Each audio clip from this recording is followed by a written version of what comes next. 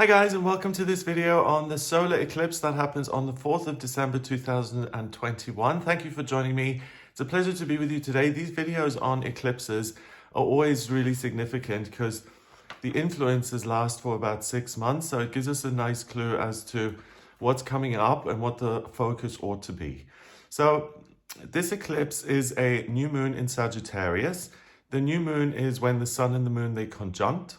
The moon goes pitch black and it pulls energy in. So it's taking a moment before it starts its next 28-day cycle to kind of weigh up its options and to say, okay, I'm taking a rest. I'm taking a moment to kind of gather myself and to focus and to see what I want to focus on.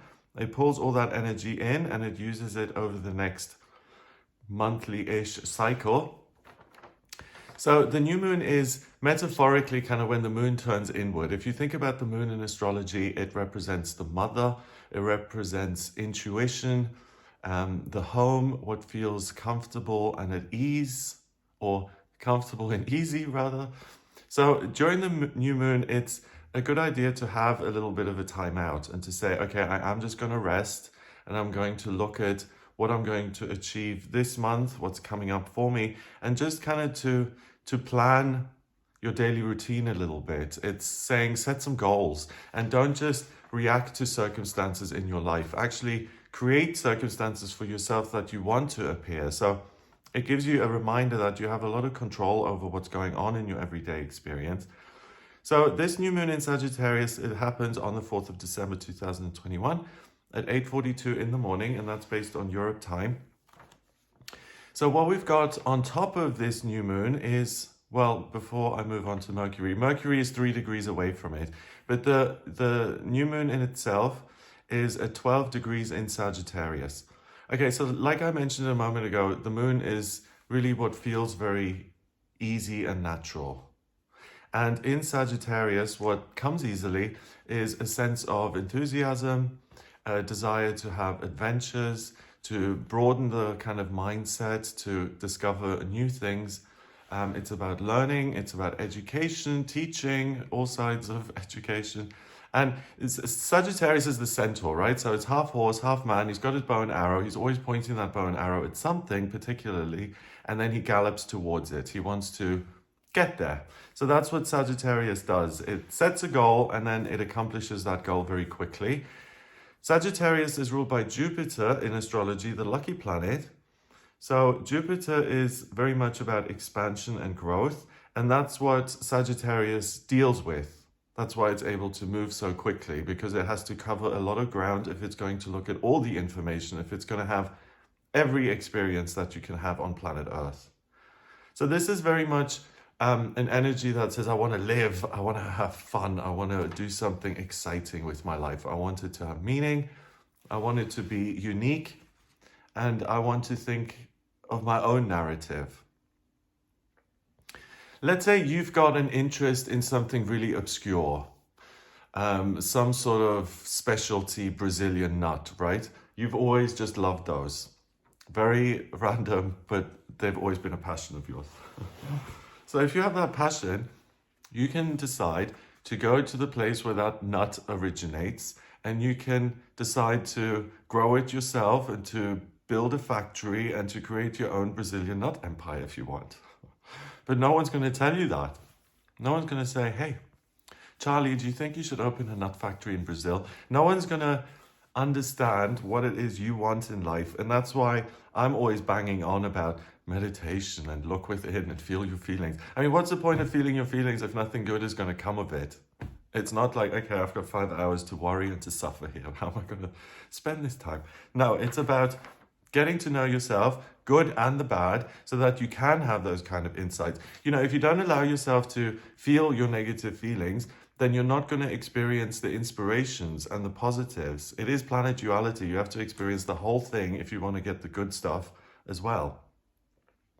So the moon is at 12 degrees. 1 and 2 is 3 in numerology. 3 is communication and new beginnings, and that's what it's urging you to do. It's saying communicate with yourself, figure out what's important to you, what you want to do with your life, and then go about doing it. And make a fresh start in some sort of area. You've got the 4th of December here, This energy is going to be with you until what? May? 6 months-ish. And it's saying, where's the thing that you built on your own? Or what's the thing that you decided to do? Did you decide to go to the Bahamas on a cruise? So it's very much about taking charge of what is going on in your life and bringing about activities and circumstances and ways of living which no one else could have thought of for you. It's something that stems from within here. So the sun is at 12 degrees in Sagittarius, and the sun is, so if the moon is your default setting, then the sun is what you're striving towards. I could say also it's kind of like the heart and the head.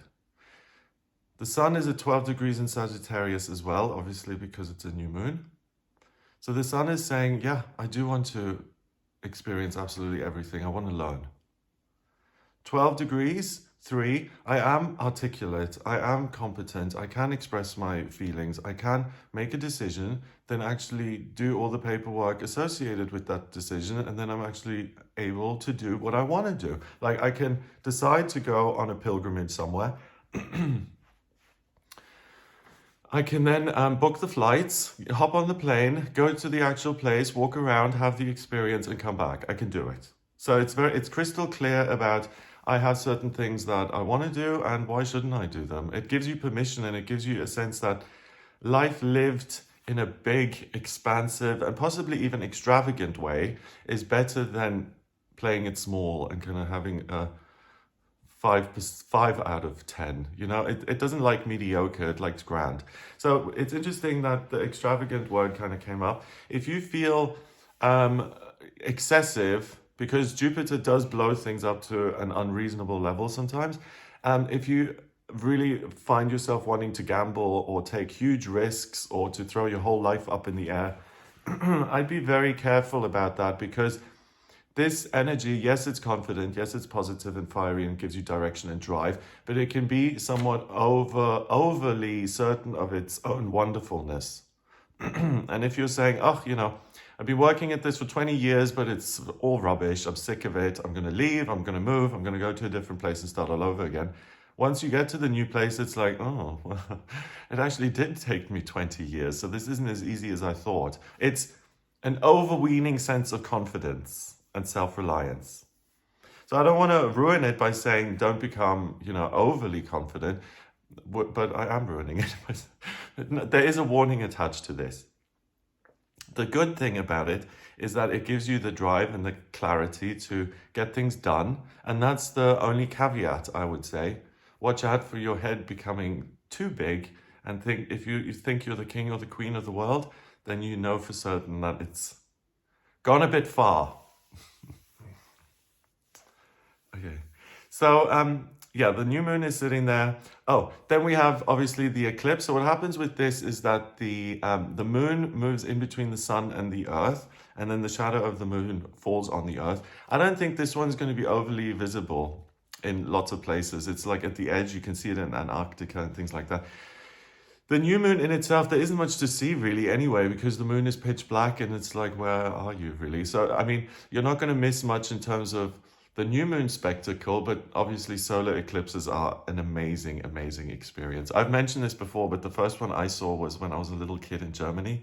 And the light, I just loved the light. It changed. It went from like daytime to like dusk and then purpley, and it was just, I loved it. Okay, so I don't think this is going to be a huge spectacle. Don't take my word for it in terms of where it is visible. I haven't researched that very much this time. Look, if you want to see if you can see it in your area, just Google it, the eclipse on December 4. But also it's a super moon. So when the moon is nearer to the earth, it appears to be bigger. The influence is greater, is stronger. So you will feel the sense of adventure and yes, I can do it.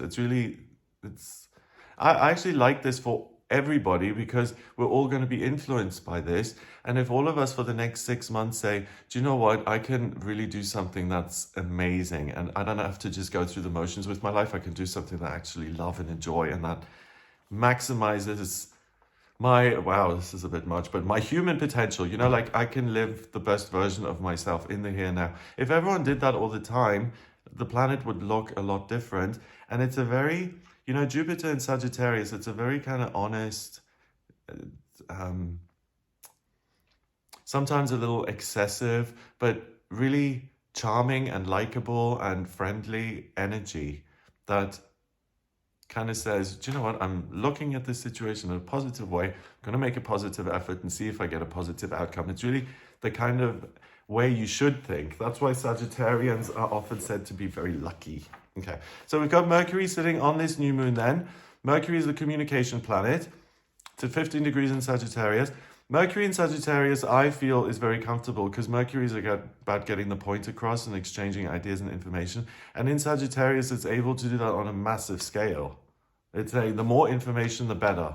And let's look at information that is life-changing and interesting. It's not so focused on the details because remember, Sagittarius, when you think of it, it's already further down the road because it's in the middle of galloping. So it's always looking to the future. It's looking ahead. It's saying what can be achieved. It's very much a visionary. So with that said, again, another warning is like, make sure that you don't totally check out when it comes to detail. You know, the post and the taxes and the bills and stuff. Make sure you deal with that deliberately. Because this Mercury at 15 degrees, 15 is 6, that's a temporary opportunity. It's a sense of, okay, I have to act now if I want to make the most of this. So Mercury is going to prompt you to look at things which excite you and which take you into the future. It's not going to say examine the past and look at your feelings. It's going to say what can be done tomorrow and next week. So Mercury sits on the sun. When Mercury is right on top of the sun, it's said to be burned because it's so close to the sun. It's like it shrivels up by the heat, okay? So communication, if you have Mercury on top of your sun in your birth chart, can be something that is overly associated with your own identity, so you lose your objectivity. You're not talking about the subject or the plan. You're giving us your take on your experience in this situation. So when Mercury is burned like that, it can often be somewhat challenging to look past yourself and to move forward into this space of objectivity. Communication then is also something that you have to grow into, that's learned.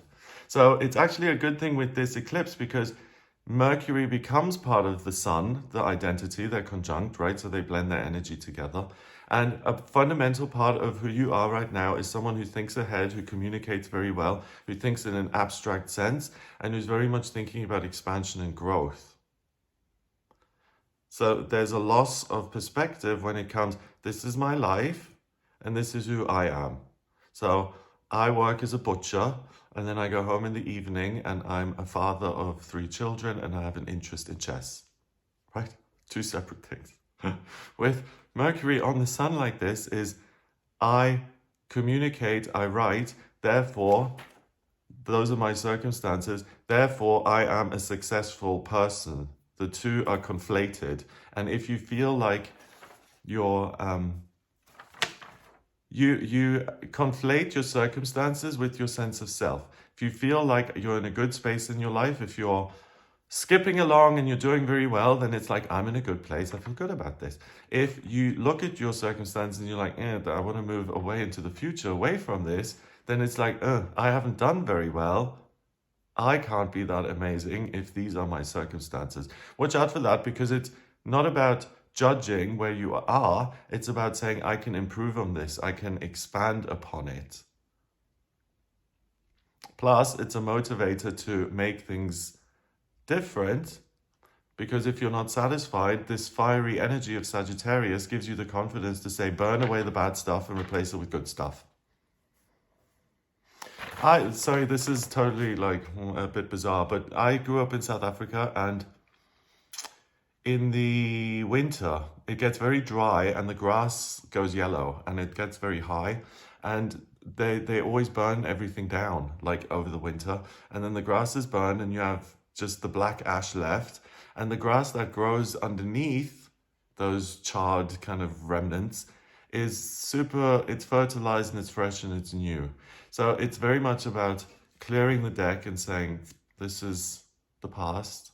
I'm definite on that. Let's look at the future. And I like that a lot, because a lot of times we can become a bit downtrodden. You know, like the last 5 years have been a struggle and relationships haven't worked, or work has been a dire nightmare or whatever. It's very difficult to say, well, you know, the last 5 years have happened and now it's going to be completely different. We tend to be kind of influenced by what we're exposed to for a long time. And this gives you that magical ability to say, yes, the 5 years happened, but I don't need to be influenced by them anymore, and I can open a new chapter in my life. It's super refreshing and positive and useful in outlook. Yeah, and it allows you to lighten the load. So then we've got some major aspect patterns here with this eclipse. First of all, we have a sextile. So it's 60 degrees away from Saturn in Aquarius at 9 degrees. Saturn is the rules. It's what's scrutinized and what can be leaned on, what can be depended upon. So you want it to be rigid and structured. You know, if I'm walking around and I need a crutch, then I want to know that crutch can bear my weight. If it doesn't, I'm going to fall on my face. So we don't want that. So Saturn can be rigid and horrible and like, but it's important because it's like quality control. Like your Saturn return, when I read someone's birth chart, that's like the most important thing. It happens 3 times in life between the ages of 28 and 29 and a half, 56 to 58 and 84 to 86. And Saturn kind of says, hey, let's have a look at your life. How are you doing? And if you're not doing so well, it can get a bit hairy.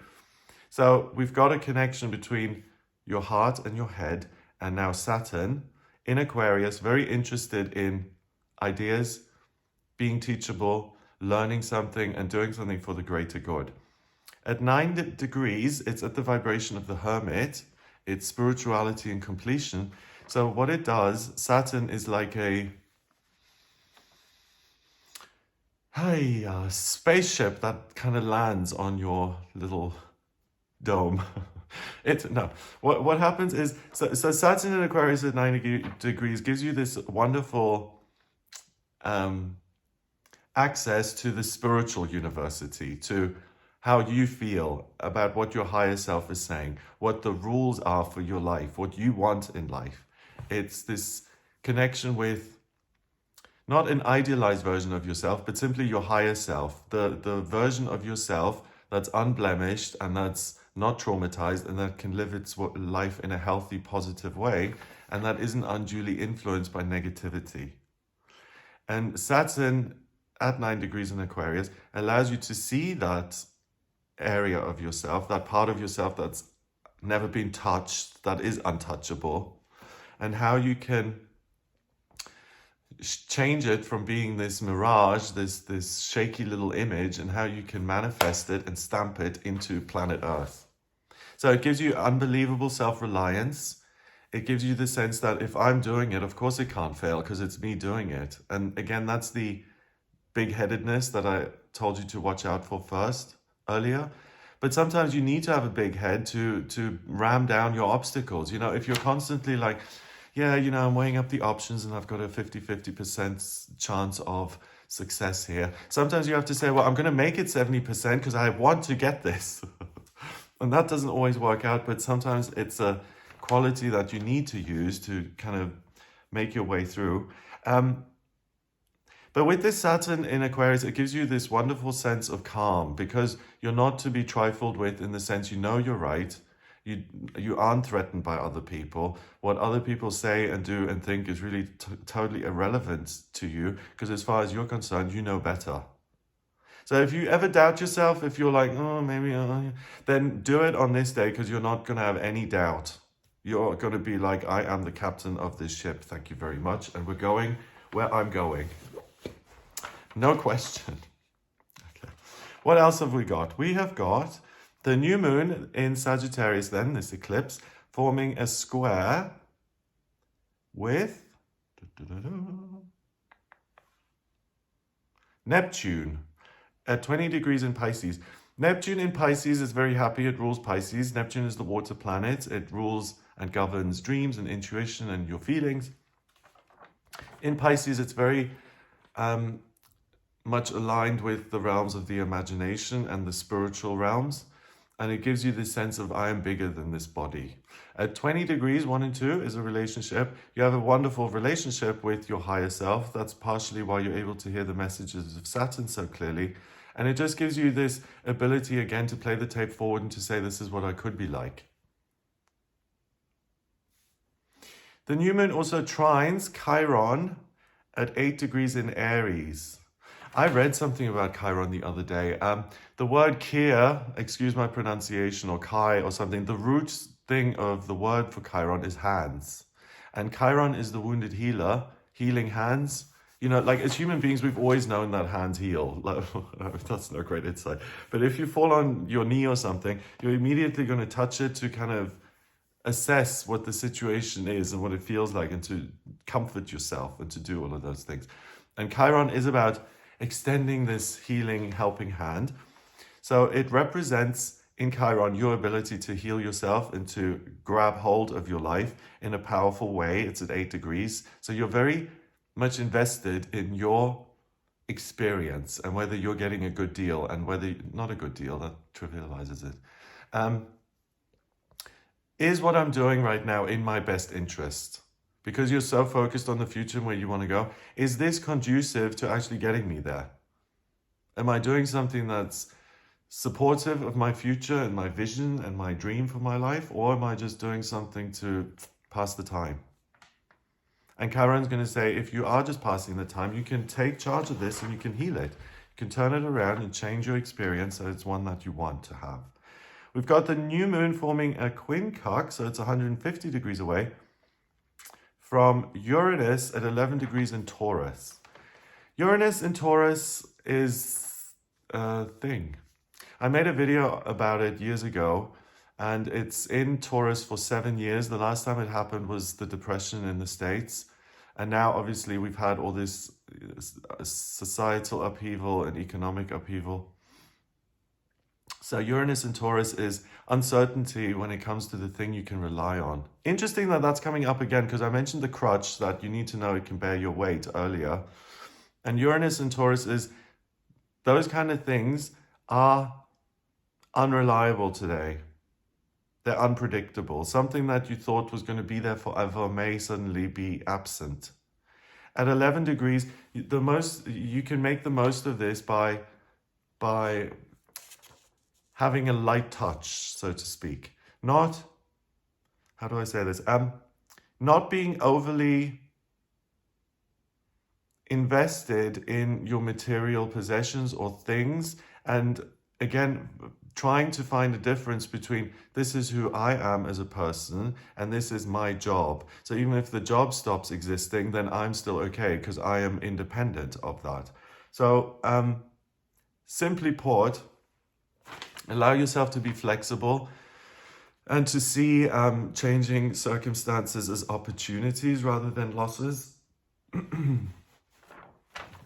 Yeah, and kind of be willing to roll with it and to say, okay, things are changing. Life always changes. It's no great surprise that things are changing on this day as well. But also have compassion with yourself if it's something that comes out of the blue and that you had no kind of warning. And try and keep the focus ultimately on where you want to go. If you have a choice between problem solving and planning ahead during this eclipse, I would definitely say make the most of it by planning ahead for you. We've got the moon then and the eclipse, the new moon in Sagittarius, forming a very suspicious opposition with Black Moon Lilith at 15 degrees in Gemini. Black Moon Lilith in the chart, if I'm reading your birth chart, I often see as the first part of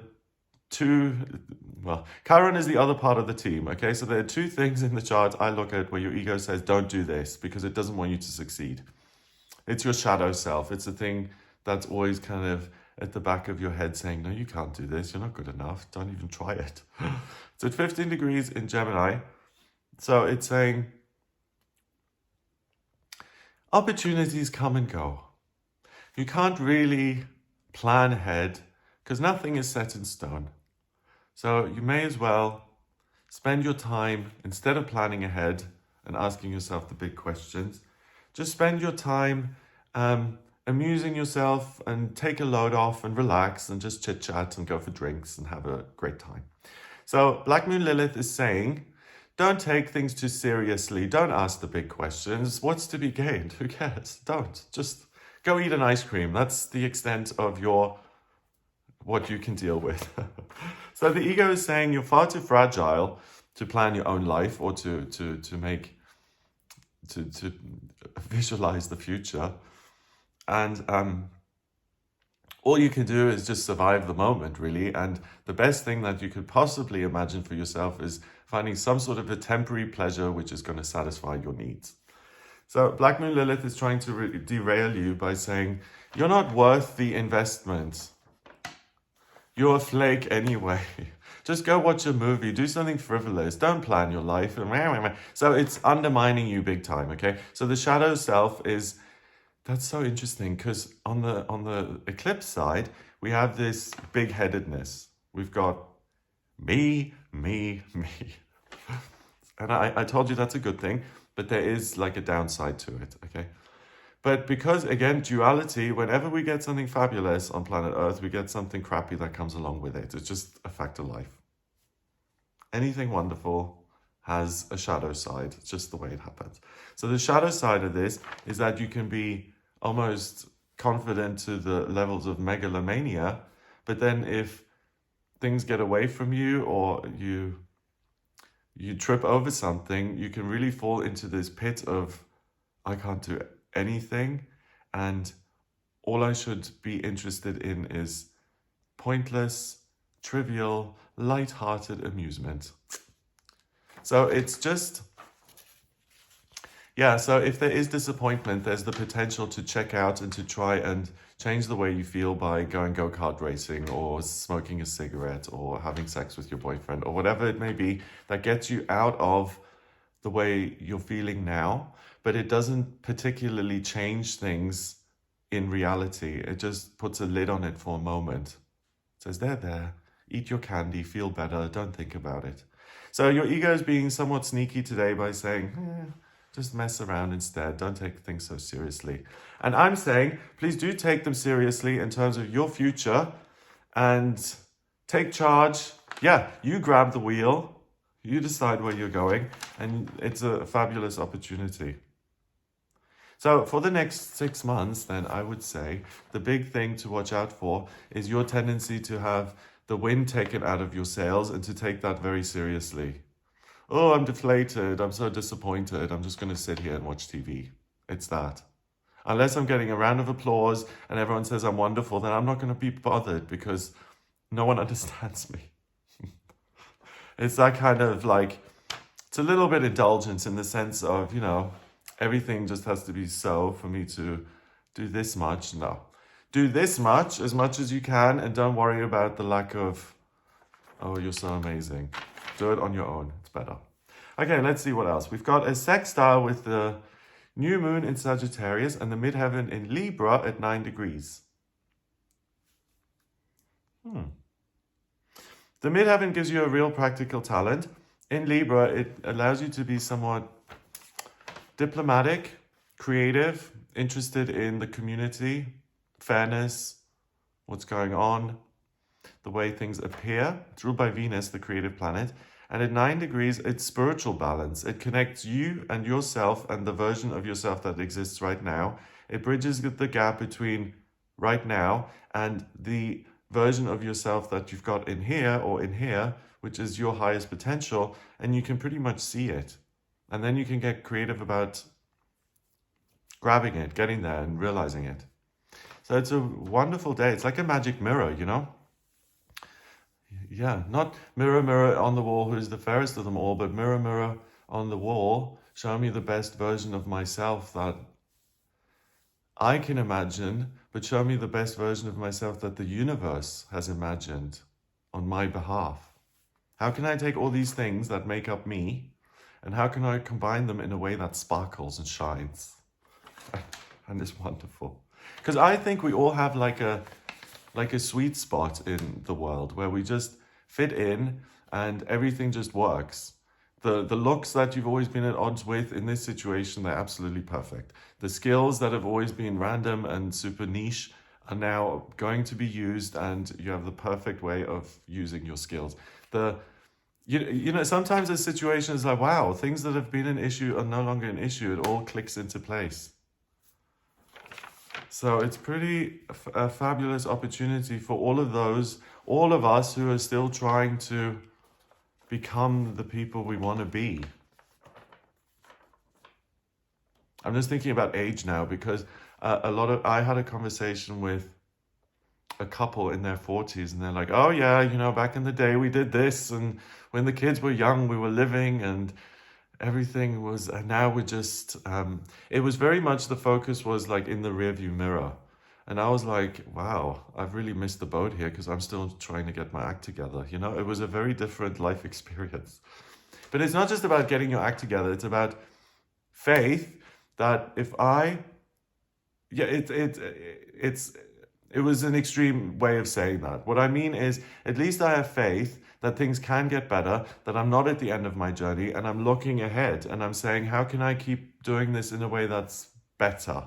You know, I have hope in life and I have faith in life, and I'm saying that the best is yet to come, and I'm going to show up for those things by dusting myself off and being the best possible version of myself that I can be, rather than, oh yeah, back in the day it was all glorious.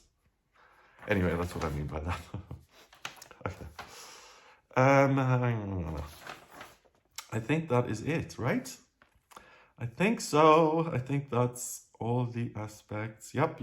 Got it. Yep. Yeah. Strongest element on the day, of course, because of the eclipse and the new moon, is fire. And fire is the masculine element that says build something that you absolutely are just enamored by. And take charge of it and do it yourself. It's a masculine element, so it's like, let's create here. So that's what I get for you for this eclipse. I hope you have a wonderful, wonderful time. If you would like a personal reading with me, then please get in touch via my website. It's gregoryscott.com. On the front page, scroll down a little bit and you'll get to a book your reading button. Click on that and you can order your reading with me. In my personal readings, I draw up a chart like this one you can see next to me.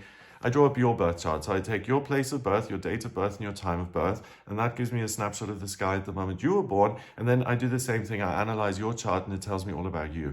So if you want to understand yourself a bit better, or if you have questions about your ideal life purpose, or relationships, or money, or looks, or colleagues, or friendship, or family, or whatever, you may have some questions, or you may want to look at what's coming up in future. And if you want me to have a look at that for you, then please do get in touch for a personal reading. If you like this video, give it a thumbs up, please hit subscribe and share the video online. Have a fabulous day here. Check out some of my other videos, the daily tarot readings that I do, the weekly horoscopes, and have a look at some of those, and have an amazing time here, and I'll speak to you soon. All the best.